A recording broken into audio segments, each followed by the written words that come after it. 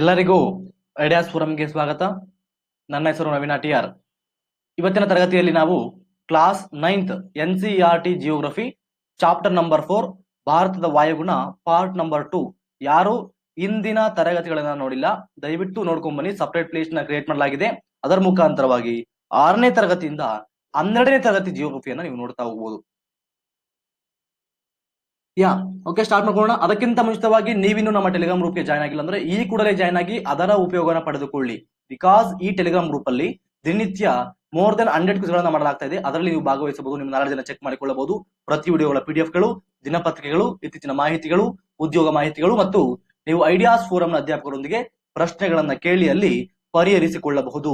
ಆದ್ದರಿಂದ ಈ ಕೂಡಲೇ ಜಾಯ್ನ್ ಆಗಿ ಕೆಳಗಡೆ ಡಿಸ್ಕ್ರಿಪ್ಷನ್ ಬಾಕ್ಸ್ ಅಲ್ಲಿ ಲಿಂಕ್ ಅನ್ನು ಕೊಡಲಾಗಿರುತ್ತೆ. ಮತ್ತು ನಾನು ಅನ್ಅಕಾಡೆಮಿ ಪ್ಲಸ್ ಕೂಡ ಟೀಚ್ ಮಾಡ್ತೀನಿ. ಅಲ್ಲೂ ಕೂಡ ನೀವು ನನ್ನನ್ನು ಫಾಲೋ ಮಾಡಬಹುದು. ಅನ್ಅಕಾಡೆಮಿ ಅಪ್ಲಿಕೇಶನ್ ಅಲ್ಲಿ ನವೀನ TR ಎಂದು ಸರ್ಚ್ ಮಾಡೋ ಮುಖಾಂತರವಾಗಿ ನೀವು ನನ್ನನ್ನು ಫಾಲೋ ಮಾಡಬಹುದು. ಅಲ್ಲಿ ನಾನು ಜಿಯೋಗ್ರಫಿ ಮತ್ತು ಹಿಸ್ಟರಿಗೆ ಸಂಬಂಧಪಟ್ಟಂತೆ ಬಹಳವಾಗಿ ಡಿಸ್ಕಸ್ ಮಾಡ್ತಾ ಹೋಗ್ತೇನೆ. ಮತ್ತು ನೀವು ಅನ್ಅಕಾಡೆಮಿ ಪ್ಲಸ್ ಗೆ ಜಾಯ್ನ್ ಆಗುವಾಗ you can use my referral code Naveena TR 0126. You will get 10% discount in Unacademy platform. Let us start to discuss ಭಾರತದ ವಾಯುಗುಣ ಪಾರ್ಟ್ ನಂಬರ್ 2. ಭಾರತದ ಒಂದು ವಾಯುಗುಣಕ್ಕೆ ಸಂಬಂಧಪಟ್ಟಂತೆ ಮಾನ್ಸೂನ್ ಮಾದರಿಯ ವಾಯುಗುಣ ಅಂತೇಳಿ ನಿಮಗೆ ಹೇಳ್ತಾ ಹೋಗುತ್ತೆ. ಅದಕ್ಕಿಂತ ಮುಂಚಿತವಾಗಿ ತುಂಬಾನೇ ಬೇಸಿಕ್ ಆಗಿರುವಂತದ್ದು ವಾಯುಗುಣಕ್ಕೆ ಸಂಬಂಧಪಟ್ಟಂತೆ ನಾವು ಡಿಸ್ಕಸ್ ಮಾಡುವಾಗ ಫಸ್ಟ್ ವಾಯುಗುಣವನ್ನ ಕಂಟ್ರೋಲ್ ಮಾಡುವುದಕ್ಕೆ ಕಾರಣಗಳೇನು, ಅಂಶಗಳೇನು ಅಂತ ನೋಡ್ತಾ ಹೋಗ್ಬೇಕಾಗುತ್ತೆ. ಓಕೆ, ಈ ಒಂದು ವಾಯುಗುಣ ಯಾವ ಆಧಾರವಾಗಿರುತ್ತೆ, ಯಾವ ಪ್ರದೇಶದಲ್ಲಿ ನಾವು ಹೆಚ್ಚು ಟೆಂಪರೇಚರ್ ಇದೆ ಯಾವ ಆಧಾರವಾಗಿ ಹೇಳ್ತೀವಿ, ಅದು ಹೇಗೆ ಚೇಂಜ್ ಆಗ್ತಾ ಹೋಗುತ್ತೆ, ಎತ್ತರಕ್ಕೆ ಹೋದಾಗೆ ತಾಪಮಾನ ಏನಾಗುತ್ತೆ ಅನ್ನೋದನ್ನ ನೋಡ್ಬೇಕು. ಮತ್ತು ಒತ್ತಡ ಮತ್ತು ವಿಂಡ್ ಸಿಸ್ಟಮ್ ಅಲ್ಲಿ ಹೇಗೆ ಡಿಫರೆನ್ಸ್ ಇರುತ್ತೆ, ಸಮುದ್ರದಿಂದ ದೂರ ಹೋದ ಹಾಗೆ ವಾತಾವರಣದ ವ್ಯತಿರಿಕ್ತತೆ ಏನಾಗುತ್ತೆ, ಓಷನ್ ಕರೆಂಟ್ಸ್ ಸಾಗರ ಪ್ರವಾಹಗಳು ಕೂಡ ನಮ್ಮ ವಾತಾವರಣವನ್ನ ಕಂಟ್ರೋಲ್ ಮಾಡುತ್ತವೆ ಹೇಗೆ ಅನ್ನೋದನ್ನ ನೋಡೋಣ. ಮತ್ತೆ ಪರಿಹಾರದ ರಿಲೀಫ್ ಫ್ಯೂಚರ್ ಅಂತ ಕರಿತೀವಿ, ಆ ಬೆಟ್ಟ ಹೇಗೆ ಇದೆ, ಆ ರಿಲೀಫ್ ಫ್ಯೂಚರ್ ಕೂಡ ನಮಗೆ ವಾತಾವರಣವನ್ನ ಕಂಟ್ರೋಲ್ ಮಾಡುತ್ತೆ. ಈ 6 ಅಂಶಗಳನ್ನ ನಾವು ಒಂದೊಂದಾಗಿ ಡಿಸ್ಕಸ್ ಮಾಡುತ್ತಾ ಹೋಗೋಣ. ಹೇಗೆ ಇವು ವಾತಾವರಣವನ್ನ ಇವು ಇನ್ಫ್ಲುಯೆನ್ಸ್ ಮಾಡುತ್ತವೆ ಮತ್ತು ಅವಲಂಬಿಸುತ್ತವೆ. ಒಂದು ಲ್ಯಾಟಿಟ್ಯೂಡ್, ನಿಮಗೆ ಗೊತ್ತಿದೆ ಏನು ಅಂದ್ರೆ ಕಳೆದ ಕ್ಲಾಸಲ್ಲಿ ಹೇಳಿದೆ ನಿಮಗೆ, ಸಮಭಾಜಕೃತ ಪ್ರದೇಶದಿಂದ ಧ್ರುವದ ಕಡೆಗೆ ಹೋದಾಗೆ ತಾಪಮಾನ ಕಡಿಮೆ ಆಗುತ್ತಾ ಹೋಗ್ತದೆ. ಯಾಕೆ ಎಂದರೆ ನಿಮಗೆ ಗೊತ್ತಿದೆ, ಈಗ ನಾರ್ಮಲ್ ಆಗಿ ಸಮಭಾಜಕೃತ ಪ್ರದೇಶ ಏನಿದೆ ಅಲ್ಲಿ ಸೂರ್ಯನ ಕಿರಣಗಳು ನೇರವಾಗಿ ಬೀಳುತ್ತಿರ್ತವೆ ಮತ್ತು ಆ ಸೇಮ್ ಸೂರ್ಯನ ಕಿರಣ ಇಷ್ಟಕ್ಕೆ ಮಾತ್ರ ನೋಡಿ, ಇಷ್ಟು ಕಡಿಮೆ ಏರಿಯಾಗೆ, ನ್ಯಾರೋ ಏರಿಯಾಗೆ ಸೇಮ್ ಎನರ್ಜಿ ಬೀಳ್ತಾ ಇರುತ್ತೆ. ಆದರೆ ಸೇಮ್ ಎನರ್ಜಿ ಇಲ್ಲಿ ಜಾಸ್ತಿ ಏರಿಯಾಗೆ ಬೀಳ್ತಾ ಇರುತ್ತೆ. ಆದ್ರಿಂದ ನಿಮಗೆ ಗೊತ್ತಿರಬೇಕು, ಸಮಭಾಜಕದಿಂದ ನೀವು ಧ್ರುವ ಕಡೆಗೆ ಹೋದಾಗೆ ತಾಪಮಾನ ಕಡಿಮೆ ಆಗುತ್ತಾ ಹೋಗ್ತದೆ. ಬಿಕಾಸ್ ಹಂಚಿಕೆ ಪ್ರಮಾಣ ಜಾಸ್ತಿ ಆಗ್ತಾ ಹೋಗುತ್ತೆ. ಇಲ್ಲಿ ಏರಿಯಾ ಜಾಸ್ತಿ ಇರುತ್ತೆ, ಸೇಮ್ ಪ್ರಮಾಣ ಇಲ್ಲಿ, ಆದ್ರೆ ಇಲ್ಲಿ ಪ್ರಮಾಣ ಸೇಮ್ ಆದ್ರೆ ಕಡಿಮೆ ಏರಿಯಾಗೆ ಹಂಚಿಕೆ ಆಗಿರುತ್ತೆ. That is the main thing, that is ನಿಮಗೆ ಗೊತ್ತಿರಬೇಕು. ಸನ್ ರೇಸು ಸ್ಪ್ರೆಡ್ ಆಗಿರುತ್ತೆ, ಅದು ಡಿವೈಡ್ ಆಗಿರುತ್ತೆ ಸನ್ ರೇಸ್ ನ ಒಂದು ಎನರ್ಜಿ. ಆದ್ದರಿಂದ ನಾವು ಮೇಲಕ್ಕೆ ಹೋದಾಗೆ ತಾಪಮಾನ ಕಡಿಮೆ ಆಗುತ್ತಾ ಹೋಗುತ್ತೆ ಅನ್ನೋದು ನಿಮಗೆ ಗೊತ್ತಿರಬೇಕಾಗುತ್ತೆ. ಇನ್ಸೋಲೇಷನ್ ಕರಿತೀವಿ, ಇನ್ಸೋಲೇಷನ್ ಸೂರ್ಯಜನ ಕಡಿಮೆ ಆಗ್ತಾ ಹೋಗುತ್ತೆ. ನಿಮಗೆ ಗೊತ್ತಿದೆ, ಅದು ಅಕ್ಷಾಂಶ. ಇದು ನಿಮಗೆ ಗೊತ್ತಾಯ್ತು ಒಂದು point. Due to the curvature of the earth, due to the ನೋಡ್ರಿ, ಈ ಒಂದು ಭೂಮಿಯ ಒಂದು ವಕ್ರತೆಯಿಂದಾಗಿ the amount of solar energy received varies according to latitude. ಭೂಮಿಯ ವಕ್ರತೆಯಿಂದಾಗಿ ಪಡೆದ ಸೌರಶಕ್ತಿಯ ಪ್ರಮಾಣವು ಅಕ್ಷಾಂಶಕ್ಕೆ ಅನುಗುಣವಾಗಿ ಬದಲಾಗುತ್ತೆ. ಅಂದರೆ ಸಮಭಾಜಕದಿಂದ ಧ್ರುವದ ಕಡೆಗೆ ಹೋದಾಗೆ ಉಷ್ಣತೆಯ ಪ್ರಮಾಣ ಕಡಿಮೆ ಆಗುತ್ತೆ. ಆದ್ದರಿಂದ ನಿಮಗೆ ಗೊತ್ತಿರಬೇಕು, ತಾಪಮಾನ ಸಮಭಾಜಕದಲ್ಲಿ ಜಾಸ್ತಿ ಇರುತ್ತೆ, ಮೇಲಕ್ಕೆ ಹೋದಾಗೆ ಕಡಿಮೆ ಆಗುತ್ತಾ ಹೋಗುತ್ತೆ. ಇದು ಕೂಡ ಒಂದು ಪಾಯಿಂಟ್ ನೆನಪಿರಬೇಕು. ಯಾವುದೇ ಒಂದು ಪ್ಲೇಸ್ ನಿಮಗೆ ಹೇಳಿದಾಗ ಅಥವಾ ಯಾವುದೋ ಒಂದು ದೇಶ ಹೇಳಿದಾಗ ನೀವು ನೆನ್ಪಿಟ್ಕೊಳ್ರಿ, ಲ್ಯಾಟಿಟ್ಯೂಡ್ ಅನ್ನ ಗಮನಿಸಿ. ಅದು ಸಮಭಾಜಕೃತ ಪ್ರದೇಶದಲ್ಲಿ ಹತ್ರ ಇದ್ರೆ ಅದು ಜಾಸ್ತಿ ತಾಪಮಾನ ಇರುತ್ತೆ, ಮೇಲಕ್ಕೆ ಹೋದ ಹಾಗೆ ತಾಪಮಾನ ಕಡಿಮೆ ಆಗ್ತಾ ಹೋಗುತ್ತೆ. ನೀವು ಇಲ್ಲಿ ಹೋಗ್ಬಿಟ್ರೆ ಫುಲ್ ಧ್ರುವ ಕಡೆ ಹೋಗ್ಬಿಟ್ರೆ ಫುಲ್ ಕೋಲ್ಡ್ ಐಸ್ ಇರುತ್ತೆ, ಅಲ್ಲಿ ತುಂಬಾನೇ ಕಷ್ಟ. ತಾಪಮಾನ ಸೂರ್ಯನ ಶಕ್ತಿ ರಿಸೀವ್ ಆಗೋದೇ ಇಲ್ಲ, ಅಲ್ಲಿ ತುಂಬಾನೇ ಕಡಿಮೆ ಪ್ರಮಾಣದಲ್ಲಿ ರಿಸೀವ್ ಆಗುತ್ತೆ. ಇದು ಒಂದಾಯ್ತು. ಈಗ ಎರಡನೇದು ಆಲ್ಟಿಟ್ಯೂಡ್. ನಿಮಗೆ ಗೊತ್ತಿರಬೇಕು, ನಾವು ಮೇಲಕ್ಕೆ ಹೋದ ಹಾಗೆ ಏನಾಗುತ್ತೆ, ವಾತಾವರಣ ಹೇಗೆ ಡಿಪೆಂಡ್ ಆಗುತ್ತೆ ಅಂದರೆ, ನಾವು ಮೇಲಕ್ಕೆ ಹೋದಾಗೆ ಯಾವುದೋ ಒಂದು ಪರ್ವತ ಇದೆ ಅನ್ಕೋಣ, ಎಕ್ಸಾಂಪಲ್ ಮುಳ್ಳಯ್ಯನಗಿರಿ ಅನ್ಕೋಬಹುದು. ಮುಳ್ಳಯ್ಯನಗಿರಿಗೆ ಮೇಲಕ್ಕೆ ಹೋದಾಗೆ, ಕೆಳಗಡೆ ಮೇಲಕ್ಕೆ ಹೋದಾಗೆ ನಿಮಗೆ ಸ್ವಲ್ಪ ಉಸಿರಾಡ ಕಷ್ಟ ಆಗ್ತಿರುತ್ತೆ, ಸ್ವಲ್ಪ ನಿಮಗೆ ಉಸಿರಾಡ ಕಷ್ಟ ಅನಿಸ್ತಾ ಇರುತ್ತೆ. ಮುಳ್ಳಯ್ಯನಗಿಂತ ನಿಮಗೆ ಹಿಮಾಲಯ ಹತ್ತಿದ್ರೆ ನಿಮಗೆ ಗೊತ್ತಿರುತ್ತೆ, ಎಕ್ಸ್ಪೀರಿಯನ್ಸ್ ಜಾಸ್ತಿ ಇರುತ್ತೆ. ಹಿಮಾಲಯ ಹತ್ತಿದ್ರೆ ನಿಮಗೆ ಜಾಸ್ತಿ ಉಸಿರಾಡದ ತುಂಬಾ ಪ್ರಾಬ್ಲಮ್ ಆಗ್ತಿರುತ್ತೆ. That is the main thing. ಅಂದ್ರೆ ಆಲ್ಟಿಟ್ಯೂಡ್, ಎತ್ತರಕ್ಕೆ ಹೋದಾಗೆ ನಮಗೆ ಏನಾಗುತ್ತೆ ಅಂದ್ರೆ ಅಟ್ಮಾಸ್ಫಿರಿಕ್ ಪ್ರೆಷರ್ ಕಡಿಮೆ ಆಗ್ತಾ ಹೋಗುತ್ತೆ. ಅಟ್ಮಾಸ್ಫಿರಿಕ್ ಪ್ರೆಷರ್ ಕಡಿಮೆ ಆಗುತ್ತೆ, ಮತ್ತೆ ತಾಪಮಾನ ಕೂಡ ಕಡಿಮೆ ಆಗುತ್ತೆ. ನಿಮಗೆ ಗೊತ್ತಿದೆ, ಮೇಲಕ್ಕೆ ಹೋದಾಗೆ ತಾಪಮಾನ ಕಡಿಮೆ ಆಗುತ್ತೆ ಎಂದು. ಬಿಕಾಸ್ ಅಟ್ಮಾಸ್ಫಿಯರ್ ಡಿಸ್ಕಸ್ ಮಾಡಿದ್ದೆ, ಲೇಯರ್ ಬಗ್ಗೆ ಡಿಸ್ಕಸ್ ಮಾಡುವಾಗ ನಿಮಗೆ ಹೇಳಿದ್ದೆ, ತಾಪಮಾನ ಟ್ರೋಪೋಸ್ಪಿಯರ್ ಅಲ್ಲಿ ಮೇಲಕ್ಕೆ ಹೋದಾಗೆ ತಾಪಮಾನ ಕಡಿಮೆ ಆಗುತ್ತಾ ಹೋಗುತ್ತೆ. ಬಿಕಾಸ್ ಯಾಕೆಂದ್ರೆ ಸೂರ್ಯನ ಕಿರಣಗಳು ಬಂದು ಕೆಳಗಡೆಯಿಂದ ಹೀಟ್ ಆಗುತ್ತೆ, ಕೆಳಗಿಂದ ಹೀಟ್ ಆಗ್ತಾ ಹೋಗುತ್ತೆ, ಅದರಿಂದ ಕಡಿಮೆ ಆಗ್ತಾ ಹೋಗುತ್ತೆ. ಆದ್ರೆ ಸ್ಟ್ರಾಟೋಸ್ಫಿಯರ್ ಜಾಸ್ತಿ ಆಗ್ತಾ ಹೋಗುತ್ತೆ ಬಿಕಾಸ್ ಆಫ್ ಓಝೋನ್ ಇರೋದ್ರಿಂದ ಅದು ಗ್ರೀನ್ ಹೌಸ್ ಗ್ಯಾಸ್, ಅದರಿಂದ ಅದು ಹೀರಿಕೊಳ್ಳುತ್ತೆ ಸೂರ್ಯನ ಕಿರಣಗಳನ್ನ, ಅದರಿಂದ ಜಾಸ್ತಿ ಆಗುತ್ತೆ, ಮತ್ತೆ ಕಡಿಮೆ ಆಗ್ತಾ ಹೋಗುತ್ತೆ, ಮತ್ತೆ ಜಾಸ್ತಿ ಆಗ್ತಾ ಹೋಗುತ್ತೆ. ಹಿಂಗೆ ನಿಮಗೆ ಗೊತ್ತಿರಬೇಕು. ಓಕೆ, ಈಗ ಈಗ ಎತ್ತರಕ್ಕೆ ಹೋದಾಗೆ ತಾಪಮಾನ ಕಡಿಮೆ ಆಗ್ತಾ ಹೋಗುತ್ತೆ ಬಿಕಾಸ್ ಟ್ರೋಪೋಸ್ಪಿಯರ್ ಇರ್ತೀವಿ. ತಾಪಮಾನ ಗೊತ್ತಾಯ್ತು. ಎತ್ತರ ಪ್ರದೇಶಗಳಿದ್ದಾಗ ಎತ್ತರ ಪ್ರದೇಶಗಳು ತಂಪಾಗಿರುತ್ತೆ. ಸೂರ್ಯ ಈ ಒಂದು ಸಮುದ್ರ ಮಟ್ಟಕ್ಕಿರುವಂತದ್ದು ಸ್ವಲ್ಪ ಜಾಸ್ತಿ ಇರುತ್ತೆ. ಮೇಲಕ್ಕೆ ಹೋದಾಗೆ ತಾಪಮಾನ ಕಡಿಮೆ ಆಗ್ತಾ ಹೋಗುತ್ತೆ. ಆದ್ರಿಂದ ಎತ್ತರ ಪ್ರದೇಶದಲ್ಲಿರುವಂತಹ ಮನೆಗಳು ಅಲ್ಲಿ ಅವುಗಳು ತಂಪಾಗಿರುತ್ತವೆ ಬಿಕಾಸ್ ಮೇಲಕ್ಕೆ ಹೋದಾಗೆ ತಾಪಮಾನ ಕಡಿಮೆ ಆಗ್ತಾ ಹೋಗುತ್ತೆ. ಬೆಟ್ಟ ಗುಡ್ಡದಲ್ಲಿ ಕಟ್ಟಿಕೊಂಡಿರುವಂತಹ ಮನೆಗಳು ತಂಪಾಗಿರುತ್ತೆ ಬಿಕಾಸ್ ಮೇಲಕ್ಕೆ ಹೋದಾಗೆ ತಾಪಮಾನ ಕಡಿಮೆ ಆಗುತ್ತಾ ಹೋಗುತ್ತೆ ಅಂದ್ರೆ ನಿಮ್ಗೆ ಗೊತ್ತಿರಬೇಕು. ನೀವು ಅನ್ಕೊಳ್ತೀರಾ ಎತ್ತರದಿರುವಂತಹ ಮನೆಗಳು ಬಿಸಿ ಜಾಸ್ತಿ ಇರುತ್ತೆ ಬಿಕಾಸ್ ಸೂರ್ಯನಿಗೆ ಹತ್ರ ಇರುತ್ತೆ ಅಂತ ಹೇಳ್ತೀರಾ. ನೋ, ಸೂರ್ಯನ ಕಿರಣಗಳು ಕೆಳಗಿನಿಂದ ಬಿದ್ದು ಮೇಲಕ್ಕೆ ಹೀಟ್ ಆಗ್ತಾ ಬರುತ್ತೆ. ಆದ್ರಿಂದ ಮೇಲಕ್ಕೆ ಹೋದಾಗೆ ನಿಮಗೆ ತಾಪಮಾನ ಕಡಿಮೆ ಆಗುತ್ತಾ ಹೋಗುತ್ತದೆ ಮತ್ತು ಪ್ರೆಷರ್ ಕೂಡ ಕಡಿಮೆ ಆಗುತ್ತಾ ಹೋಗುತ್ತದೆ. ನೋಡ್ರಿ, ಇಲ್ಲಿ ನಮ್ಮ ಮೇಲೆ ಈ ಒಂದು ಅನಿಲಗಳ ಕಣಗಳು ಜಾಸ್ತಿ ನಮಗೆ ಪ್ರೆಷರ್ ಹಾಕೋದ್ರಿಂದ ನಮಗೆ ಪ್ರೆಷರ್ ಜಾಸ್ತಿ ಇರುತ್ತೆ. ನಮ್ಮ ಬಾಡಿಯೂ ಕೂಡ ಅದಕ್ಕೆ ವಿರುದ್ಧವಾಗಿ ಒತ್ತಡವನ್ನ ಬಿಡುಗಡೆ ಮಾಡುತ್ತೆ. ಅದರಿಂದ ನಮಗೆ ಗೊತ್ತಾಗಲ್ಲ ಪ್ರೆಷರ್ ಆಗುತ್ತೆ ಅಂತೇಳಿ. ಅದ್ರ ಮೇಲಕ್ಕೆ ಹೋದಾಗೆ ನಮಗೆ ನಮ್ಮ ಬಾಡಿಯ ಪ್ರೆಷರ್ ಜಾಸ್ತಿ ಆಗುತ್ತೆ as compare to atmospheric pressure. ಆದ್ರಿಂದ ನಮಗೆ ಉಸಿರಾಟದ ಪ್ರಾಬ್ಲಮ್ ಎಲ್ಲ ಆಗ್ತಾ ಇರುತ್ತೆ. ಸಮ್ಟೈಮ್ಸ್ ಬ್ಲೀಡಿಂಗ್ ಕೂಡ ಆಗ್ತಾ ಇರುತ್ತೆ. ಆದ್ರಿಂದ ನಿಮ್ಗೆ ಗೊತ್ತಿಲ್ಲ. ಆದ್ರಿಂದ ನಾವೇನ್ ಮಾಡ್ಬೇಕು, ಆ ಪ್ರದೇಶಗಳಿಗೆ ಹೋಗ್ಬಾರ್ದು. ನಿಮ್ಗೆ ಅಂತಹ ಒಂದು ಇದಿದ್ರೆ ಅವಾಗ ಇಲ್ಲಾಂದ್ರೆ ಮಾಸ್ಕ್ ಧರಿಸ್ಕೊಂಡು ಹೋಗ್ಬೇಕು. ನಾರ್ಮಲ್ ಇದನ್ನ ಹಾಕೊಂಡು ಹೋಗ್ಬೇಕು. ಅದಕ್ಕೊಂದು ಉಡುಪು ಬರುತ್ತೆ, ಅದನ್ನ ಹಾಕೊಂಡು ನೀವು ಹೋಗ್ಬೇಕು. ಮೌಂಟೇನಿಯರ್ಗಳು ಹಾಕೋತಾರೆ ಉಡುಪುಗಳನ್ನ, ಆ ಉಡುಪನ್ನ ಹಾಕೊಂಡು ಹೋಗ್ಬೇಕು. ಆಕ್ಸಿಜನ್ ಮಾಸ್ಕ್ ಇರುತ್ತೆ, ಮತ್ತೆ ಆಟೋಮೆಟಿಕ್ ಆಗಿ ಆರ್ಟಿಫಿಷಿಯಲ್ ಆಗಿ ಅಟ್ಮಾಸ್ಫಿಯರ್ ಪ್ರೆಷರ್ ಅನ್ನ ಕ್ರಿಯೇಟ್ ಮಾಡಲಾಗಿರುತ್ತೆ. ಅಲ್ಲಿ ನೀವು ಹೋಗ್ಬೋದು. ಮತ್ತೆ ನಿಮಗೆ ಗೊತ್ತಿರಬೇಕು, ಇಲ್ಲಿ ಐ ಪ್ರೆಷರ್ ಇರುತ್ತೆ. ಐ ಪ್ರೆಷರ್ ಇದ್ದಾಗ ಆಟೋಮೆಟಿಕ್ ಯಾವುದೇ ಒಂದು ದ್ರವ ರೂಪದ್ದು ಅದ್ರದ್ದು ಬಾಯ್ಲಿಂಗ್ ಪಾಯಿಂಟ್ ಜಾಸ್ತಿ ಆಗುತ್ತೆ. ಪ್ರೆಷರ್ ಜಾಸ್ತಿ ಇದ್ದಾಗ ಅದ್ರ ಬಾಯ್ಲಿಂಗ್ ಪಾಯಿಂಟ್ ಕೂಡ ಜಾಸ್ತಿ ಆಗದ ಹೋಗುತ್ತೆ. ನೋಡ್ರಿ, ಪ್ರೆಷರ್ ಜಾಸ್ತಿ ಆದಾಗ ಅದರ ಕುದಿಯುವ ಬಿಂದು ಜಾಸ್ತಿ ಆಗ್ತಾ ಹೋಗುತ್ತೆ. ಅದರಿಂದ ನಿಮಗಿಲ್ಲಿ ಒಂದು ನೀರು ಸಮುದ್ರ ಮಟ್ಟದಲ್ಲಿ ನೀರಿನ ಕುದಿಯುವ ಬಿಂದು ಎಷ್ಟು 100 ಡಿಗ್ರಿ ಸೆಲ್ಸಿಯಸ್. ಆದರೆ ಅದೇ ಕುದಿಯುವ ಬಿಂದು ನಿಮಗೆ ಮೇಲಕ್ಕೆ ಹೋದಾಗೆ ಆ ಕುದಿಯುವ ಬಿಂದು ಕಡಿಮೆ ಆಗ್ತಾ ಹೋಗುತ್ತೆ. ಇಲ್ಲಿ ನಿಮಗೆ 75-80 ಇರ್ಬೋದು. ಆದ್ರಿಂದ ಏನಾಗುತ್ತೆ, ನಿಮಗೆ ಕುದಿಯುವ ಬಿಂದು ಕಡಿಮೆ ಆಗೋದ್ರಿಂದ ಅದು 75 ಡಿಗ್ರಿ ಬರೋದಕ್ಕೆ ಆವಿಯಾಗಿ ಸ್ಟಾರ್ಟ್ ಆಗ್ಬಿಡುತ್ತೆ.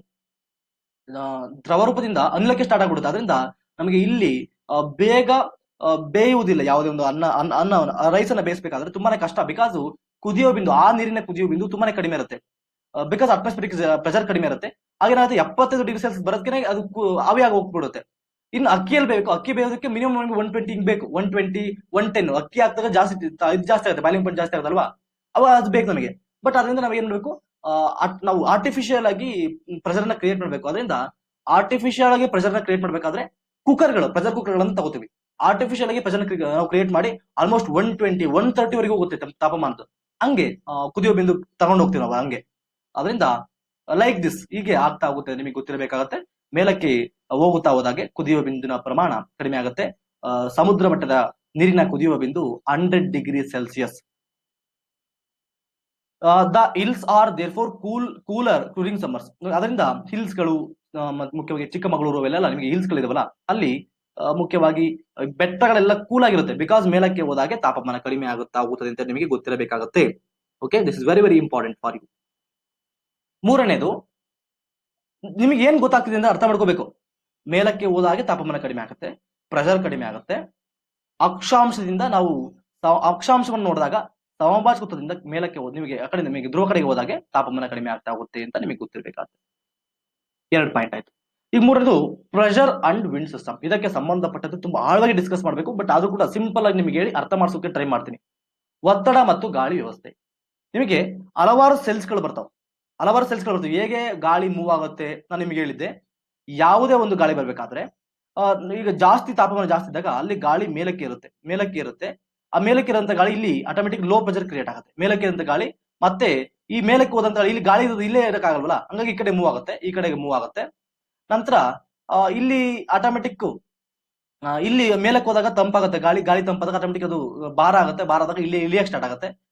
ಇಲ್ಲಿ ಪ್ರೆಷರ್ ಜಾಸ್ತಿ ಆಗುತ್ತೆ. ಓಕೆ, ಇಲ್ಲಿ ಪ್ರೆಷರ್ ಜಾಸ್ತಿ ಆಗ್ತಾ ಹೋಗುತ್ತೆ, ಒತ್ತಡ ಜಾಸ್ತಿ ಆಗ್ತಾ ಹೋಗುತ್ತೆ. ನಿಮಗೆ ಗೊತ್ತಿರಬೇಕು, ಪ್ರಕೃತಿ ವ್ಯವಸ್ಥೆ ಹೇಗಿದೆ. ಪ್ರಕೃತಿಯ ನಿಯಮದ ಪ್ರಕಾರ ಅತ್ಯಧಿಕ ಒತ್ತಡದ ಕಡೆಯಿಂದ ಕಡಿಮೆ ಒತ್ತಡದ ಕಡೆಗೆ ಗಾಳಿ ಬೀಸಬೇಕು. ಆದ್ರಿಂದ ಇಲ್ಲಿ ಗಾಳಿ ಖಾಲಿ ಆಗ್ತಾ ಇದೆ, ಅದರಿಂದ ಖಾಲಿ ಜಾಗ ಉಳ್ಕೊಳ್ತಾ ಇದೆ. ಇಲ್ಲಿ ಗಾಳಿ ಜಾಸ್ತಿ ಆಗ್ತಿದೆ, ಒತ್ತಡ ಜಾಸ್ತಿ ಆಗ್ತಿದೆ. ಆದ್ರಿಂದ ಪ್ರಕೃತಿ ನಿಯಮದ ಪ್ರಕಾರ ಅತ್ಯಧಿಕ ಒತ್ತಡದ ಪ್ರದೇಶಗಳಿಂದ ಕಡಿಮೆ ಒತ್ತಡದ ಪ್ರದೇಶಗಳಿಗೆ ಗಾಳಿ ಬೀಸಬೇಕು. ಆಟೋಮೆಟಿಕ್ ಈ ರೀತಿಯಾಗಿ ಈ ಡೈರೆಕ್ಷನ್ ಅಲ್ಲಿ ಗಾಳಿ ಬೀಸುತ್ತೆ ಅನ್ನೋದು ನಿಮಗೆ ಗೊತ್ತಿರಬೇಕು. ಇದು ಕೂಡ ಕ್ಲೈಮೇಟ್ಗೆ ತುಂಬಾನೇ ಇದನ್ನ ಮಾಡುತ್ತೆ, ಇನ್ಫ್ಲುಯೆನ್ಸ್ ಅನ್ನ ಮಾಡುತ್ತೆ ಅನ್ನೋದು ನಿಮಗೆ ಗೊತ್ತಿರಬೇಕು. The pressure and wind system of any area depends on latitude and altitude of the place.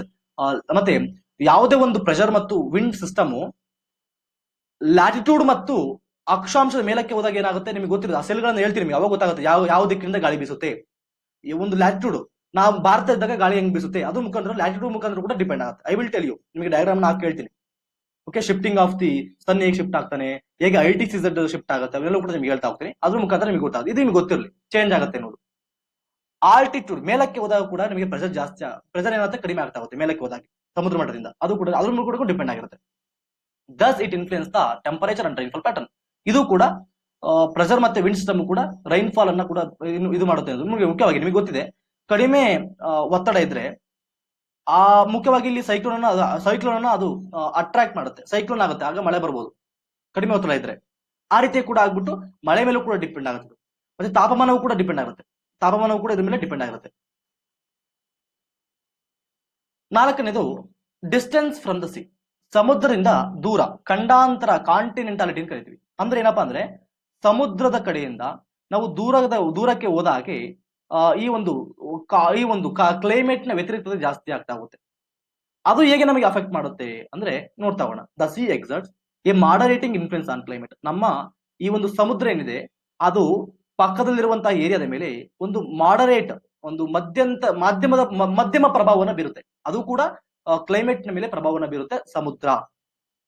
As the distance from the sea increases, ಸಮುದ್ರದಿಂದ ನಾವು ದೂರದ ಹೋದಾಗೆ ಅಂದ್ರೆ ಕಾಂಟಿನೆಂಟ್ ಒಳಗಡೆ ಹೋದಾಗೆ ಆ ಒಂದು ಸಮುದ್ರದ ಪ್ರಭಾವ ಕಡಿಮೆ ಆಗುತ್ತಾ ಹೋಗುತ್ತದೆ. ಆದ್ದರಿಂದ ನಾವು ಅತ್ಯಂತ ಎಕ್ಸ್ಟ್ರೀಮ್ ಟೆಂಪರೇಚರ್ ಗಳನ್ನ, ಕಂಡೀಷನ್ಸ್ ಗಳನ್ನ ಅನುಭವಿಸ್ತೀವಿ. ಎಕ್ಸಾಂಪಲ್ ದೆಹಲಿ ಸಮುದ್ರದಿಂದ ತುಂಬಾ ದೂರ ಇದೆ, ಆದ್ದರಿಂದ ಬೇಸಿಗೆಗಾಲದಲ್ಲಿ ಹೆಚ್ಚು ಬಿಸಿಲು, ತಾಪಮಾನ 50+, ಚಳಿಗಾಲದಲ್ಲಿ ಮೈನಸ್, ಚಳಿಗಾಲದಲ್ಲಿ ಹೆಚ್ಚು ಚಳಿ, ಬೇಸಿಗೆಗಾಲದಲ್ಲಿ ಹೆಚ್ಚು ಬಿಸಿಲು, ಇದು ಕೂಡ ಎಕ್ಸ್ಟ್ರೀಮ್ ಟೆಂಪರೇಚರ್. ಮತ್ತೆ ಇದು ಕಡಿಮೆ ಚಳಿಗಾಲದಲ್ಲಿ ತುಂಬಾ ಕಡಿಮೆ ಟೆಂಪರೇಚರ್, ಎಕ್ಸ್ಟ್ರೀಮ್ ಟೆಂಪರೇಚರ್, ಇದು ಕೂಡ ಎಕ್ಸ್ಟ್ರೀಮ್ ಟೆಂಪರೇಚರ್, ಕಡಿಮೆ ತಾಪಮಾನ. ಅಂದರೆ ಬೇಸಿಗೆಯಲ್ಲಿ ಜಾಸ್ತಿ ಹೆಚ್ಚು ಬಿಸಿಲು, ಚಳಿಗಾಲದಲ್ಲಿ ಹೆಚ್ಚು ಚಳಿ. ಆದ್ರೆ ಇಲ್ಲಿ ಸಮುದ್ರದ ಪಕ್ಕದಲ್ಲಿರುವಂತಹ ಏರಿಯಾಗಳು ಹಂಗಲ್ಲ, ಸಿಟಿಗಳು ಬೇಸಿಗೆಯಲ್ಲಿ ಕೂಡ ಆಲ್ಮೋಸ್ಟ್ ಸೇಮ್ ಇರ್ತವೆ, ಚಳಿಗಾಲದಲ್ಲಿ ಕೂಡ ಆಲ್ಮೋಸ್ಟ್ ಸೇಮ್ ಇರ್ತವೆ. ಆದ್ದರಿಂದ ಸಮುದ್ರದ ಪ್ರಭಾವವು ಕೂಡ ಆ ಒಂದು ಪ್ರದೇಶದ ಕ್ಲೈಮೇಟ್ ನ ಮೇಲೆ ತುಂಬಾನೇ ಇನ್ಫ್ಲುಯೆನ್ಸ್ ಆಗಿರುತ್ತೆ ಅನ್ನೋದು ನಿಮಗೆ ಗೊತ್ತಿರಬೇಕಾಗುತ್ತೆ. This condition is known as ಕಾಂಟಿನೆಂಟಾಲಿಟಿ.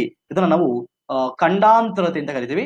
ಮುಖ್ಯವಾಗಿ ಇನ್ನೊಂದು ನಿಮ್ಗೆ ಹೇಳಿದೆ, ಅಂದ್ರೆ ಬೇಸಿಗೆಯಲ್ಲಿ ತುಂಬಾ ಬಿಸಿಯಾಗಿರುತ್ತೆ ಮತ್ತು ಚಳಿಗಾಲದಲ್ಲಿ ತುಂಬಾ ಶೀತವಾಗಿರುತ್ತೆ ಆ ಪ್ರದೇಶದಲ್ಲಿ. ಎಕ್ಸಾಂಪಲ್ ಡೆಲ್ಲಿ ತಗೋಬಹುದು ನೀವು. ಓಕೆ, ಈ ಒಳಗೆ ಸಮುದ್ರದ ಪ್ರಭಾವದಿಂದ ಕಡಿಮೆ ಇದ್ದವರು ಜನರು ತೀವ್ರ ಹವಾಮಾನ ಪರಿಸ್ಥಿತಿಗಳನ್ನು ಅವರು ಅನುಭವಿಸ್ತಾರೆ, ಅಂದ್ರೆ ಎಕ್ಸ್ಟ್ರೀಮ್ ವೆದರ್ ಗಳನ್ನ ಅವರು ಅನುಭವಿಸ್ತಾರೆ ಅಂತ ನಿಮಗೆ ಗೊತ್ತಿರಬೇಕಾಗತ್ತೆ. ಹೇಗೆ ಸಮುದ್ರ ಒಂದು ಪ್ರದೇಶದ ಮೇಲೆ ಪ್ರಭಾವವನ್ನ ಬೀರುತ್ತೆ ಅಂದ್ರೆ ಎಕ್ಸಾಂಪಲ್ ನಿಮಗೆ ಕೊಡುತ್ತೇನೆ.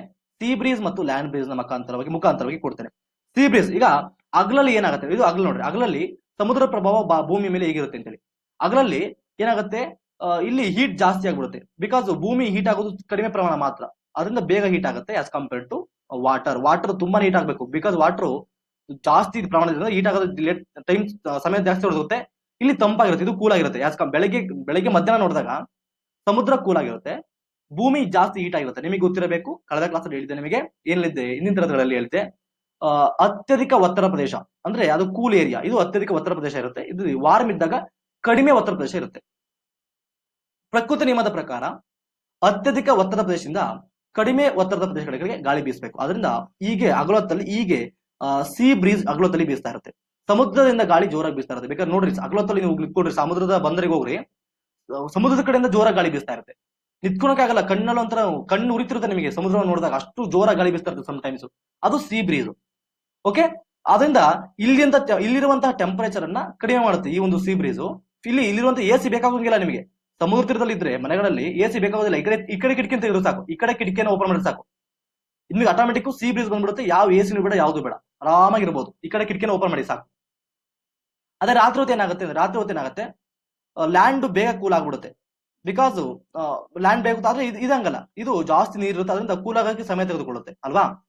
ಅವಾಗ ಏನಾಗುತ್ತೆ, ಇದು ಕೂಲ್ ಇರುತ್ತೆ, ರಾತ್ರಿ ಹೊತ್ತು ಭೂಮಿ ಕೂಲ್ ಇರುತ್ತೆ ಆಸ್ ಕಂಪೇರ್ ಟು ಸಮುದ್ರಕ್ಕೆ ಕಂಪೇರ್ ಮಾಡಿದಾಗ. ನಿಮಗೆ ಗೊತ್ತಿದೆ, ಪ್ರಕೃತಿ ನಿಯಮದ ಪ್ರಕಾರ ಅತ್ಯಧಿಕ ಒತ್ತಡ ಪ್ರದೇಶದಿಂದ ಕಡಿಮೆ ಒತ್ತಡ ಪ್ರದೇಶಗಳಿಗೆ ಗಾಳಿ ಬೀಸಬೇಕು. ಅಂದ್ರೆ ಈ ಕಡೆಯಿಂದ ಈ ಕಡೆಗೆ ಬೀಸ ಸ್ಟಾರ್ಟ್ ಆಗುತ್ತೆ, ಅಂದ್ರೆ ಲ್ಯಾಂಡ್ ಬ್ರೀಸ್ ಅಂತ ಕರಿತೀವಿ, ಭೂಖಂಡದಿಂದ ಬೀಸುವಂತ ಗಾಳಿ. ಈಗ ಏನ್ ಮಾಡ್ಬೇಕು, ನೀವು ಸಮುದ್ರ ತೀರದಲ್ಲಿ ನಿಮ್ಮ ಮನೆಗಳಿದ್ರೆ ಎರಡು ಕಿಟಕಿಗಳನ್ನ ಕಟ್ಸ್ಕೊಳ್ಳಿ. ಈ ಕಡೆ ಒಂದು ಕಿಟಕಿ ಇರಲಿ, ಈ ಕಡೆ ಒಂದು ಕಿಟಕಿ ಇರಲಿ. ನೀವು ಹಗಲೊತ್ತಲ್ಲಿ ಈ ಕಡೆ ಕಿಟಕಿ ಓಪನ್ ಮಾಡಿ, ಸಮುದ್ರದ ಕಡೆಯಿಂದ ಕಿಟಕಿ ಓಪನ್ ಮಾಡಿ. ರಾತ್ರಿ ಹೊತ್ತು ಏನ್ ಮಾಡಿ, ಈ ಕಡೆಯಿಂದ ಈ ಕಡೆಗೆ ಬೀಸುತ್ತೆ, ಲ್ಯಾಂಡ್ ಬೀಸುತ್ತೆ. ಅದರಿಂದ ಇದು ಈ ಕಿಟಕಿನ ಓಪನ್ ಮಾಡಿ. ನಿಮಗೆ ಎಸಿ ಅವಶ್ಯಕತೆ ಇಲ್ಲ, ಎಸಿ ಅವಶ್ಯಕತೆ ಇಲ್ಲ. ಸೈಂಟಿಫಿಕ್ ಆಗಿ ಬದುಕಬಹುದು ಈಸಿಯಾಗಿ ನೀವು ಅಲ್ಲಿ. ಓಕೆ, ಹಗಲೊತ್ತಲ್ಲಿ ಈ ಕಡೆ ಕಿಟಕಿನ ಓಪನ್ ಮಾಡಿ, ಈ ಕಡೆ ರಾತ್ರಿ ಹೊತ್ತಲ್ಲಿ ಈ ಕಡೆ ಕಿಟಕಿನ ಓಪನ್ ಮಾಡಿ. ಬಿಕಾಸ್ ಲ್ಯಾಂಡ್ ಈ ಗಾಳಿ ಈ ಕಡೆಯಿಂದ ಬೀಸುತ್ತೆ, ಕಾಂಟಿನೆಂಟ್ ಕಡೆಯಿಂದ ಬೀಸುತ್ತೆ. ನೀವು ನೋಡ್ರಿ, ರಾತ್ರಿ ಹೊತ್ತು ಬೇಕಾದ್ರೆ ಹೋಗ್ರಿ ಸಮುದ್ರ ಪ್ರದೇಶಗಳಿಗೆ ಹೋಗಿ, ಈ ಕಡೆಯಿಂದ ಗಾಳಿ ಬೀಸುತ್ತೆ, ಸಮುದ್ರದಿಂದ ಬರಲ್ಲ ಗಾಳಿ, ಈ ಕಡೆಯಿಂದ ಗಾಳಿ ಬೀಸ್ತಿರ್ಬೇಕಾದ್ರೆ ಅಬ್ಸರ್ವ್ ಮಾಡಿರ್ಬೇಕಾದ್ರೆ ಟ್ರೈ ಮಾಡಿ. ಇದರ ಇನ್ಫ್ಲುಯೆನ್ಸ್ ನಮಗೆ ಆಗ್ತಾ ಇರುತ್ತೆ. ಆದ್ರಿಂದ ನಮಗೆ ಈ ಒಂದು ಇನ್ಫ್ಲುಯೆನ್ಸ್ ನಮಗೆ ಗೊತ್ತಾಗಲ್ಲ. ನಮಗೆ ಹೆಚ್ಚು ಬಿಸಿಲಿದ್ರೆ ನಮಗೆ ನೋಡಿ, ಹೆಚ್ಚು ಬಿಸಿಲಿದಾಗ ಏನಾಗುತ್ತೆ, ನಮಗೆ ಇಲ್ಲಿಂದ ತಂಪು ಗಾಳಿ ಬರೋದ್ರಿಂದ ನಮಗೆ ಗೊತ್ತಾಗಲ್ಲ ಬಿಸಿಲಾಗೋದು. ಬೇಸಿಗೆದಲ್ಲೂ ಕೂಡ ನಮಗೆ ಗೊತ್ತಾಗಲ್ಲ, ರಾತ್ರಿ ಹೊತ್ತು ಕೂಡ ನಮಗೆ ಗೊತ್ತಾಗಲ್ಲ. ಬಿಕಾಸ್ ಈ ಕೂಲ್ ಗಾಳಿ ಕಡೆಗೆ ಹೋಗ್ತಾ ಇರುತ್ತೆ, ಅದರಿಂದ ನಮಗೆ ಗೊತ್ತಾಗಿಲ್ಲ. ಸಮುದ್ರದ ಇನ್ಫ್ಲುಯೆನ್ಸ್ ಕೂಡ ನಮಗೆ ತುಂಬಾನೇ ಇಂಪಾರ್ಟೆಂಟ್. ಐದನೇದು ಓಷನ್ ಕರೆಂಟ್, ಸಾಗರ ಪ್ರವಾಹಗಳು. ಸಾಗರ ಪ್ರವಾಹಗಳು ಹೇಗೆ ಒಂದು ಕ್ಲೈಮೇಟ್ ಅನ್ನ ಇನ್ಫ್ಲುಯೆನ್ಸ್ ಮಾಡುತ್ತವೆ ಅಂದ್ರೆ ತುಂಬಾನೇ ಇಂಪಾರ್ಟೆಂಟ್. ಹಲವಾರು ಮರುಭೂಮಿಗಳು, ಮೊಹಾವೆ ಡೆಸರ್ಟ್ ಆಗಿರ್ಬೋದು, ಅಟಕಾಮ ಮರುಭೂಮಿ ಆಗಿರ್ಬೋದು, ಪಟಗೋನಿಯಾ ಆಗಿರ್ಬೋದು, ಮತ್ತೆ ಅರೇಬಿಯನ್ ಡೆಸರ್ಟ್, ಗೋಬಿ ಅಲ್ಲ, ಸಹಾರಾ ಮರುಭೂಮಿ, ನಮೀಬ್, ಕಲಾಹರಿ ಡೆಸರ್ಟ್, ಗ್ರೇಟ್ ವಿಕ್ಟೋರಿಯಾ ಡೆಸರ್ಟ್ಸ್, ಇವೆಲ್ಲ ಫಾರ್ಮೇಶನ್ ಆಗಿರುವಂತದ್ದು ಸಾಗರ ಪ್ರವಾಹದಿಂದಲೇ. ನಂಬುತ್ತೀರಾ? ಎಸ್, ನಂಬಲೇಬೇಕಾಗುತ್ತೆ. ಯಾಕೆ ಅಂದರೆ ಇಂತಹ ಹಲವಾರು ಸಹಾರಾ ಮರುಭೂಮಿ ಫಾರ್ಮೇಶನ್ ಆಗಿರುವುದು ಈ ಒಂದು ಓಷನ್ ಕರೆಂಟ್ಸ್ ಅಂತ ಹೇಳೋದಕ್ಕೆ ನೀವು ನೋಡ್ರಿ ಹೆಂಗಿದೆ. ಒಂದು ಸಾಗರ ಪ್ರವಾಹ ಇಷ್ಟೊಂದು ಮರುಭೂಮಿಗಳನ್ನ ಫಾರ್ಮೇಶನ್ ಮಾಡಿದೆ. ಸಹಾರಾ, ನಮೀಬ್, ಕಲಾಹರಿ, ಪಟಗೋನಿಯಾ, ಮೊಹಾವೆ ಅಥವಾ ಮೊಜಾವೆ ಡೆಸರ್ಟ್ ಗಳನ್ನ ಫಾರ್ಮೇಶನ್ ಮಾಡೋದಕ್ಕೆ, ಮತ್ತೆ ಗ್ರೇಟ್ ವಿಕ್ಟೋರಿಯಾ ಡೆಸರ್ಟ್ ಅನ್ನು ಕೂಡ ಇದರಿಂದ ಫಾರ್ಮೇಶನ್ ಆಗಿದೆ. ಹೇಗೆ ಫಾರ್ಮೇಶನ್ ಆಗಿದೆ ಅದು ಅನ್ನೋದನ್ನ ನಿಮಗೆ ಓಷನ್ ಕರೆಂಟ್ಸ್ ಬಂದಾಗ ನಿಮ್ಗೆ ಹೇಳ್ತೀನಿ. ಆದ್ರೆ ಇಲ್ಲೂ ಕೂಡ ನಿಮಗೆ ಗೊತ್ತಿರಬೇಕು ಸಾಗರ ಪ್ರವಾಹಗಳು ಹೇಗೆ ಆಗುತ್ತೆ ಅಂತ ನಿಮಗೆ ಸಿಂಪಲ್ ಆಗಿ ಎಕ್ಸ್ಪ್ಲೇನ್ ಮಾಡ್ತೀನಿ. ಸಾಗರ ಪ್ರವಾಹ ಅಂದ್ರೆ ಏನು? ಓಷನ್ ಕರೆಂಟ್ಸ್ ಮೂವ್ ಆಗ್ತಾ ಇರ್ತವೆ ಯಾವಾಗಲೂ ಕೂಡ. ನಿಮಗೆ ಎರಡು ರೀತಿಯಾಗಿ ಕಳೆದ ಕ್ಲಾಸಲ್ಲಿ ಹೇಳಿದ್ದೆ, ಉಷ್ಣೋದಕ ಪ್ರವಾಹ ಮತ್ತು ಶೀತೋದಕ ಪ್ರವಾಹ, ವಾರ್ಮ್ ಓಷನ್ ಕರೆಂಟ್ ಮತ್ತು cold ocean currents. Warm ocean currents ಏನ್ ಮಾಡ್ತವೆ, ಸಮಭಾಜಕದ ಕಡೆಯಿಂದ ಧ್ರುವದ ಕಡೆಗೆ ಬೀಸ್ತವೆ. ಆದ್ರಿಂದ ಇಲ್ಲಿ ಧ್ರುವದ ಕಡೆಗೆ ತಾಪಮಾನ ಕಡಿಮೆ ಇರುತ್ತದೆ, ಅದರಿಂದ ಇಲ್ಲಿ ಬಿಸಿ ಬೆಚ್ಚಗಿನ ಇದು ಸಮುದ್ರದ ಒಂದು ನೀರು ಅಲ್ಲಿ ಹೋಗಿ ತಲುಪುತ್ತೆ, ಅದರಿಂದ ಇಲ್ಲಿ ಬೆಚ್ಚಗಿರ್ತದೆ ಏರಿಯಾವನ್ನ. ಶೀತೋದಕ ಪ್ರವಾಹ ಅಂದ್ರೆ ಈ ಕಡೆ ಧ್ರುವದ ಕಡೆಯಿಂದ ಬರುತ್ತೆ, ಇಲ್ಲಿ ತಾಪಮಾನ ಏನ್ ಕಡಿಮೆ ಇರುತ್ತೆ ಈ ಕಡೆ ಈಕ್ವಟರಲ್ಲಿ, ಯಾಸ್ ಕಂಪೇರ್ ಟು ಪ್ರದೇಶಕ್ಕೆ ಕಂಪೇರ್ ಮಾಡಿದಾಗ ಸಮುದ್ರದ ನೀರು ತಂಪಾಗಿರುತ್ತೆ ಇಲ್ಲಿ ಕಂಪೇರ್ ಮಾಡಿದಾಗ. ಅದರಿಂದ ಇಲ್ಲಿ ಅದು ಬಂದು ಇನ್ಫ್ಲುಯೆನ್ಸ್ ಮಾಡಿ ಇಲ್ಲಿನ ಪ್ರದೇಶವನ್ನು ತಂಪಾಗಿಸುತ್ತೆ. Ocean currents along with onshore winds affect the climate of the coastal area. ಕಡಲ ತೀರದ ಗಾಳಿಯೊಂದಿಗೆ ಸಾಗರ ಪ್ರವಾಹಗಳು ಸೇರಿಕೊಂಡು ಕರಾವಳಿ ಪ್ರದೇಶಗಳ ಮೇಲೆ, ಕರಾವಳಿ ಪ್ರದೇಶಗಳ ಹವಾಮಾನದ ಮೇಲೆ ಪರಿಣಾಮವನ್ನು ಬೀರುತ್ತವೆ. ಎಲ್ಲೆಲ್ಲಿ ಕೋಲ್ಡ್ ಓಷನ್ ಕರೆಂಟ್ಸ್ ಗಳಿದ್ದಾವೆ ಅಲ್ಲಿ ಮಳೆ ಆಗೋದು ತುಂಬಾನೇ ಕಷ್ಟ. ಮಳೆ ಆಗೋಲ್ಲ, ಬಿಕಾಸ್ ಮಳೆ ಆಗಬೇಕಾದ್ರೆ ಮೇಲಕ್ಕೆ ಗಾಳಿ ಹೋಗಬೇಕು, ವೇಪರ್ ಹೋಗ್ಬಿಟ್ಟು ಅಲ್ಲಿ ಮೋಡಗಳನ್ನು ಫಾರ್ಮೇಶನ್ ಮಾಡಿ ಮಳೆ ತರಬೇಕು. ಇಲ್ಲಿ ಗಾಳಿ ಕೋಲ್ಡ್ ಇದೆ, ಮೇಲಕ್ಕೆ ಹೋಗ್ತಾನೆ ಇಲ್ಲ, ಅಂದ್ರೆ ಮಳೆ ಬರಕ್ ಚಾನ್ಸೇ ಇಲ್ಲ. ಫಾರ್ ಎಕ್ಸಾಂಪಲ್ ಕೊಡ್ಬೋದು, any coastal area with warm or cold currents flowing fast, it will be warmed or cooled if the winds are onshore. ಮುಖ್ಯವಾಗಿ ಏನಾಗುತ್ತೆ ಅಂದ್ರೆ ಗಾಳಿಯು ಕಡಲಾಚಿದ್ರೆ ಮುಖ್ಯ ಈ ಒಂದು ಓಷನ್ ಕರೆಂಟ್ಸ್ ಗಳು ಬೆಚ್ಚಗಾಗಿಸುತ್ತೆ ಮತ್ತು ತಂಪಾಗಿಸುತ್ತೆ. ಹೇಗೆ ಅಂತ ನಿಮಗೆ ಸಿಂಪಲ್ ಆಗಿ ಹೇಳ್ಬಿಡ್ತೀನಿ ನೋಡ್ರಿ. ಈಗ ದಿಸ್ ಇಸ್ ಅರ್ಥ ಮಾಡ್ಕೊಳ್ಳಿ, ಕರೆಕ್ಟ್ ಅರ್ಥ ಮಾಡ್ಕೊಳ್ರಿ. ಇದು 0 ಡಿಗ್ರಿ ಸೆಲ್ಸಿಯಸ್, ಸಾರಿ 0 ಡಿಗ್ರಿ ಸಮಭಾಜಕ ವೃತ್ತ ಪ್ರದೇಶ. ಇಲ್ಲಿ ನಿಮಗೆ ಇಲ್ಲಿನ ಪ್ರದೇಶಗಳು ನಿಮಗೆ ಗೊತ್ತಿರುತ್ತೆ ಆಟೋಮೆಟಿಕ್. ಇಲ್ಲಿನ ಪ್ರದೇಶಗಳು ಕಂಪೇರ್ ಮಾಡಿದಾಗ ಹೆಚ್ಚಿನ ಸೂರ್ಯನ ಶಾಖವನ್ನು ಪಡೆದುಕೊಳ್ತವೆ ಇಲ್ಲಿನ ಪ್ರದೇಶಗಳು, ಅಲ್ವಾ? ಇಲ್ಲಿಂದ ನೋಡ್ರಿ, ಇಲ್ಲಿ ಈ ಕಡೆಯಿಂದ ಈ ರೀತಿಯಾಗಿ ವಾರ್ಮ್ ಓಷನ್ ಕರೆಂಟ್ಸ್ ಗಳು ಈ ರೀತಿ ಹೋಗ್ತವೆ, ಕೋಲ್ಡ್ ಓಷನ್ ಕರೆಂಟ್ಸ್ ಗಳು ನಿಮಗೆ ಈ ರೀತಿ ಬರ್ತಾ ಇದಾವೆ. ಅಂದ್ರೆ ನಿಮಗೆ ಗೊತ್ತಿರೋ ಈ ಪ್ರದೇಶದಲ್ಲಿ ಹೆಚ್ಚು ಬಿಸಿಲಿರುತ್ತೆ, ಆದರೂ ಕೂಡ ನಿಮಗೆ ಇಲ್ಲಿ ಹೋಗ್ಬೇಕಾದ್ರೆ ಸಮುದ್ರಕ್ಕೆ ಹೋಗಿ ಕಾಲಿಡ್ರಿ ತುಂಬಾ ತಣ್ಣಗೆ ಅನಿಸ್ತಿರುತ್ತೆ ಈ ಕೆನರಿ. ಬಿಕಾಸ್ ಯಾಕಂದ್ರೆ ಶೀತೋದಕ ಪ್ರವಾಹ ಕೆನರಿ ಕರೆಂಟ್ ಇಲ್ಲಿಗೆ ಬರ್ತಾ ಇದೆ, ಕೆನರಿ ಶೀತೋದಕ ಪ್ರವಾಹ ಬರ್ತಾ ಇದೆ. ಅದರಿಂದ ಇಲ್ಲಿ ನಮಗೆ ಶೀತ ಆಗುತ್ತೆ. ಮತ್ತೆ ಈ ಕೆನರಿ ಕರೆಂಟ್ ಬರೋದ್ರಿಂದ ಗಾಳಿ ಮೇಲಕ್ಕೆ ಹೋಗೋದೇ ಇಲ್ಲ, ಮಳೆ ಫಾರ್ಮೇಶನ್ ಮಾಡೋದಿಲ್ಲ, ಮಳೆ ಬರೋದಿಲ್ಲ. ಅದರಿಂದ ಇಲ್ಲಿ ಪ್ರದೇಶಗಳು ಈ ಒಂದು ಓಷನ್ ಕರೆಂಟ್ಸ್ ಇಂದ ಮಳೆ ಬರೋದೇ ಇಲ್ಲ. ನೋಡಿರ್ಬೇಕಾದ್ರೆ ಇಲ್ಲಿ ಕೋಲ್ಡ್ ಓಷನ್ ಕರೆಂಟ್ಸ್ ಗಳಿದ್ದಾವೆ, ಅಲ್ಲೆಲ್ಲ ಕೂಡ ಮರುಭೂಮಿ ಫಾರ್ಮೇಶನ್ ಆಗಿದ್ದಾವೆ. ಬಿಕಾಸ್ ನೋಡ್ರಿ, ಕೋಲ್ಡ್ ಓಷನ್ ಕರೆಂಟ್ಸ್ ಗಳು ಖಂಡದ ಪಶ್ಚಿಮ ಭಾಗದಲ್ಲಿ ಹರಿತೀವಿ ನೋಡ್ರಿ, ಪಶ್ಚಿಮ ಭಾಗದಲ್ಲಿ ಆಲ್ಮೋಸ್ಟ್. ಅದರಿಂದ ಅಲ್ಲಿ ನೀವು ಇವುಗಳನ್ನ ಕಾಣಬಹುದು, ಏನು ದಟ್ ಮೀನ್ಸ್ ಮರುಭೂಮಿಗಳನ್ನ ಕಾಣಬಹುದು. ಮುಖ್ಯವಾಗಿ ನೋಡ್ರಿ, ಇಲ್ಲಿ ದಟ್ ಇಸ್ ಕ್ಯಾಲಿಫೋರ್ನಿಯಾ ಕರೆಂಟ್ ಏನಿದೆ ಅದು ಮೊಹಾವೆ ಡೆಸರ್ಟ್ ಅನ್ನ ಫಾರ್ಮೇಶನ್ ಮಾಡೋದಕ್ಕೆ ಕಾರಣವಾಗಿದೆ. ಇಲ್ಲಿ ಮಳೆ ಬರೋಂಗಿಲ್ಲ, ಡೆಸರ್ಟ್ ಫಾರ್ಮೇಶನ್ ಆಗಿದೆ. ಇಲ್ಲಿ ಬಂದ್ರೆ ನೀವು ಪೆರು ಅಥವಾ ಅಂಬೋಲ್ಟ್ ಕರೆಂಟ್ ನಿಮಗೆ ಅಟಕಾಮ ಮರುಭೂಮಿಯ ಫಾರ್ಮೇಶನ್ ಮಾಡೋದಕ್ಕೆ ಸಹಾಯ ಮಾಡಿದೆ. ಮತ್ತೆ ಇಲ್ಲಿ ನೋಡ್ರಿ, ಬೆಂಗುಲಾ ಕರೆಂಟ್ ಏನಿದೆ, ಬೆಂಗುಲಾ ಕರೆಂಟ್ ಇಲ್ಲಿ ನಮೀಬ್ ಡೆಸರ್ಟ್ ಮತ್ತು ಕಲಾಹಾರಿ ಮರುಭೂಮಿಯನ್ನು ಫಾರ್ಮೇಶನ್ ಮಾಡಿದೆ. ಬಿಕಾಸ್ ಕೋಲ್ಡ್ ಓಷನ್ ಕರೆಂಟ್ ಇದೆ ಬೆಂಗುಲಾ ಕರೆಂಟ್. ಇಲ್ಲಿ ಕೆನರಿ ಕರೆಂಟ್ ನೋಡ್ರಿ, ಕೆನರಿ ಕರೆಂಟ್ ಸಹಾರಾ ಮರುಭೂಮಿ ಫಾರ್ಮೇಶನ್ ಆಗಿರೋದೇ ಕೆನರಿ ಕರೆಂಟ್ ಇಂದ. This is very very important. ಮತ್ತೆ ಇಲ್ಲಿ ನೋಡ್ರಿ, ವೆಸ್ಟರ್ನ್ ಆಸ್ಟ್ರೇಲಿಯನ್ ಕರೆಂಟ್ ಇಂದ ಕೋಲ್ಡ್ ಓಷನ್ ಕರೆಂಟ್, ಅದರಿಂದ ಇಲ್ಲಿ that is Great Victoria Desert ಇಲ್ಲಿ ಫಾರ್ಮೇಶನ್ ಆಗಿದೆ. ಮತ್ತೆ ಇಲ್ಲಿ ಗೋಬಿ ಮರುಭೂಮಿ ಸರ್, ನಿಮಗೆ ಗೋಬಿ ಮರುಭೂಮಿ ಫಾರ್ಮೇಶನ್ ಆಗಿರೋದು ಕರೆಂಟ್ ಗಳಿಂದ ಅಲ್ಲ, ಇದು ಕಾಂಟಿನೆಂಟಾಲಿಟಿಯಿಂದ.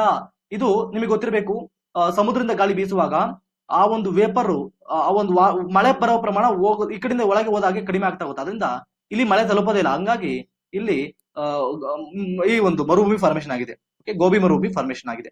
ಇಲ್ಲಿ ನೋಡ್ರಿ, ಇಲ್ಲೂ ಕೂಡ ಒಂದು ಕೆಲವು ಕೋಲ್ಡ್ ಓಷನ್ ಕರೆಂಟ್ಸ್ ಗಳಿದ್ದಾವೆ, ಕೆಲವು ಲೋಕಲ್ ಕರೆಂಟ್ ಗಳು. ಅದರಿಂದ ಅರೇಬಿಯನ್ ಡೆಸರ್ಟ್ ಮತ್ತು ಇರಾನಿಯನ್ ಡೆಸರ್ಟ್ ಗಳು ಫಾರ್ಮೇಶನ್ ಆಗಿರೋದು ಈ ಕೋಲ್ಡ್ ಕರೆಂಟ್ ಗಳಿಂದ ಅನ್ನೋದು ನಿಮಗೆ ಗೊತ್ತಿರಬೇಕಾಗುತ್ತೆ. ಐ ಹೋಪ್ ನಿಮಗೆ ಅರ್ಥ ಆಗಿದೆ. ಮುಂದೆ ನಿಮಗೆ ಇನ್ನೂ ಅರ್ಥ ಆಗುತ್ತೆ, ಡೋಂಟ್ ವರಿ. ಓಕೆ, ಎಕ್ಸಾಂಪಲ್ ಹೇಳೋದು, why most of the world deserts are located in the western margins of the continents subtropics. Example ಕೇಳಿದರೆ, ಉಪೋಷ್ಣ ವಲಯದಲ್ಲಿ ಹೆಚ್ಚಿನ ಮರುಭೂಮಿಗಳು ಪಶ್ಚಿಮ ಅಂಚುಗಳಲ್ಲಿಯೇ ನೆಲೆಸಿವೆ, ಏಕೆ ಅಂತ ಕೇಳಬಹುದು. ಎಕ್ಸಾಮ್ಸ್ ಅಲ್ಲಿ UPSC ಮೇನ್ಸ್ ಪ್ರಶ್ನೆ ಅದು ಕೇಳಿರುವುದು, ಕೇಸ್ ಅಲ್ಲಿ ಕೇಳ್ತಾ ಇರ್ತಾರೆ.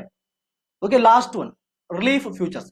ರಿಲೀಫ್ ಫ್ಯೂಚರ್ಸ್ ಕೂಡ ಹೇಗೆ ವಾತಾವರಣದ ಮೇಲೆ ಅದು ಇನ್ಫ್ಲುಯೆನ್ಸ್ ಆಗುತ್ತೆ ಅಂತ ನೋಡೋದಾದ್ರೆ, ಈ ಎಕ್ಸಾಂಪಲ್ ಇದನ್ನ ತಗೊಂಡೋಣ, ಹಿಮಾಲಯ ತಗೊಂಡೋಣ, ಹಿಮಾಲಯ ತೆಗೆದುಕೊಂಡ್ಬಿಡೋಣ. Himalaya, this is the thing that this is Himalaya. ಇದು ಸಮಭಾಜಕ ವೃತ್ತ ಪ್ರದೇಶ ಅಂತ ತೆಗೆದುಕೊಳ್ಳಿ. ಸೂರ್ಯ ಇಲ್ಲಿರ್ತಾನೆ. ರಿಲೀಫ್ ಫ್ಯೂಚರ್ ನೋಡ್ರಿ, ರಿಲೀಫ್ ಫ್ಯೂಚರ್ ಹಿಮಾಲಯದ ಈ ಕಡೆಗೆ, ಇದು ದಕ್ಷಿಣ ಅಲ್ವಾ, ಇದು ದಕ್ಷಿಣ, ಇದು ಉತ್ತರ. ಹೀಗೆ ನಿಮಗೆ ಇಲ್ಲಿ ಹೋದಾಗ ನಿಮಗೆ ತಾಪಮಾನ ಜಾಸ್ತಿ ಇರುತ್ತೆ, ಯಾಕೆಂದ್ರೆ ಸೂರ್ಯನಿಗೆ ಎದುರಾಗಿದೆ. ಈ ಒಂದು ಪ್ರದೇಶ ಸೂರ್ಯನಿಗೆ ಎದುರಾಗಿದೆ, ತಾಪಮಾನ ಜಾಸ್ತಿ ಆಗುತ್ತೆ. ಈ ಪ್ರದೇಶ ಸೂರ್ಯನಿಗೆ ಎದುರಾಗಿಲ್ಲ, ಅದರಿಂದ ಇಲ್ಲಿ ತಾಪಮಾನ ಕಡಿಮೆ ಇರುತ್ತೆ. ಸೇಮ್ ಹೈಟ್ ಬಂದ್ರು ಕೂಡ ರಿಲೀಫ್ ಫ್ಯೂಚರ್ ಬೇರೆ ಬೇರೆ ಇದ್ರೆ ನಮಗೆ ವಾತಾವರಣ ಡಿಫ್ರೆಂಟ್ ಆಗುತ್ತೆ. ನೋಡಿ, ಸೂರ್ಯನ ಇದು ಎದುರುಗಡೆ ಕಾಣುತ್ತೆ, ಅದರಿಂದ ತಾಪಮಾನ ಜಾಸ್ತಿ ಆಗುತ್ತೆ. ಇಲ್ಲಿ ತಾಪಮಾನ ಕಡಿಮೆ ಆಗುತ್ತೆ, ಬಿಕಾಸ್ ಸೂರ್ಯನಿಗೆ ನೇರವಾದ ಕಿರಣಗಳು ಬೀಳೋಂಗಿಲ್ಲ ಇಲ್ಲಿ, ಅದರಿಂದ ಅಲ್ಲಿ ತಾಪಮಾನ ಕಡಿಮೆ ಇರುತ್ತೆ. ಮತ್ತೆ ನೋಡೋಣ ಏನ್ ಕೊಟ್ಟಿದ್ದಾರೆ ಈ ರೀತಿಯಾಗಿ. ಮತ್ತೆ ಫೈನಲಿ ರಿಲೀಫ್ 2. ಮತ್ತೆ ಇಲ್ಲೂ ಕೂಡ ನಿಮ್ಗೆ ಆಗುತ್ತೆ ಕಣಿವೆಗಳಲ್ಲಿ ಏನಾಗುತ್ತೆ, ಕಣಿವೆಗಳಲ್ಲಿ ನಿಮಗೆ ಕಣಿವೆಯ ಗಾಳಿಗಳು ಬೀಸ್ತಾ ಇರ್ತವೆ. ಈ ರೀತಿಯಾಗಿ ಬೀಸ್ತಿರುತ್ತೆ, ಮತ್ತೆ ಈ ರೀತಿಯಾಗಿ ಬೀಸ್ತಿರುತ್ತೆ. ನಿಮಗೆ ಮುಂದಿನ ತರದಲ್ಲಿ ಹೇಳ್ತಾ ಹೋಗ್ತೀನಿ, ಯಾವಾಗ ಏನಾಗುತ್ತೆ, ಹಗಲೊತ್ತಲ್ಲಿ ಹೇಗೆ ಬೀಸುತ್ತೆ, ರಾತ್ರಿ ಹೊತ್ತಲ್ಲಿ ಹೇಗೆ ಬೀಸುತ್ತೆ, ತಾಪಮಾನ ಹೇಗೆ ಡಿಫ್ರೆಂಟ್ ಆಗ್ತಾ ಹೋಗುತ್ತೆ, ನಿಮಗೆ ಮುಂದೆ ಹೇಳ್ತಾ ಹೋಗ್ತೇನೆ. Finally relief 2 place major role in determining the climate of A place. High mountains acts as A barrier for cold and hot winds. ನೋಡಿ, ಮತ್ತೆ ಹಿಮಾಲಯ ನಮ್ಮನ್ನ ಹೆಂಗ್ ರಕ್ಷಣೆ ಮಾಡ್ತಿದೆ, ಹಿಮಾಲಯ ಪರ್ವತ ಭಾರತವನ್ನು ರಕ್ಷಣೆ ಮಾಡ್ತಾ ಇದೆ. ಹೇಗೆ ಅಂತಂದ್ರೆ, ನಾನು ನಿಮಗೆ ಹೇಳ್ತೀನಿ, ಹಿಮಾಲಯ ಇಲ್ಲದಿದ್ರೆ ಏನಾಗ್ತಿತ್ತು, ಹಿಮಾಲಯ ಇಲ್ಲದಿದ್ದರೆ ಏನಾಗುತ್ತಿತ್ತು ಎಂದರೆ, ನಿಮಗೆ ಗೊತ್ತಿರಬೇಕು, ಹಿಮಾಲಯ ಪರ್ವತ ಇಲ್ಲದಿದ್ದರೆ ನಮಗೆ ಬರುವಂತಹ ನೈಋತ್ಯ ಮಾನ್ಸೂನ್ ಮಾರುತಗಳು ಏನ್ ಬರ್ತಾ ಇದ್ವು, ಅವುಗಳು ಮಳೆ ಬರಬೇಕಾದ್ರೆ ಅವುಗಳೆಲ್ಲರೂ ತಡೆದುಕೊಂಡು ಮೇಲಕ್ಕೆ ಹೋಗಿ ಮೋಡ ಫಾರ್ಮೇಶನ್ ಆಗಿ ಮಳೆ ಬರಬೇಕು. ಆದ್ರೆ ಹಿಮಾಲಯ ಪರ್ವತ ಇಲ್ಲ ಅಂದಿದ್ರೆ ಈ ಪ್ರದೇಶವೆಲ್ಲವೂ ಕೂಡ ಆಲ್ಮೋಸ್ಟ್ ಮಳೆನೇ ಬರ್ತಾ ಇರಲಿಲ್ಲ. ಇಲ್ಲಿ ಮಳೆನೇ ಬರ್ತಾ ಇರಲಿಲ್ಲ. ಇವತ್ತು ಈ ಪ್ರದೇಶ ಜಾಸ್ತಿ ಮಳೆ ಪಡಿತಾ ಇದೆ, ಕಾರಣ ಹಿಮಾಲಯ ಇರೋದಕ್ಕೇನೆ. ಹಿಮಾಲಯ ಅದನ್ನ ತಡೆದು ಮಳೆನ ತರಿಸುತ್ತೆ, ಗಾಳಿಯನ್ನು ತಡೆದು, ಇಲ್ಲಾಂದ್ರೆ ತುಂಬಾ ಕಷ್ಟ ಇತ್ತು, ಮಳೆ ಬರ್ತಾ ಇರಲಿಲ್ಲ ಈ ಪ್ರದೇಶ.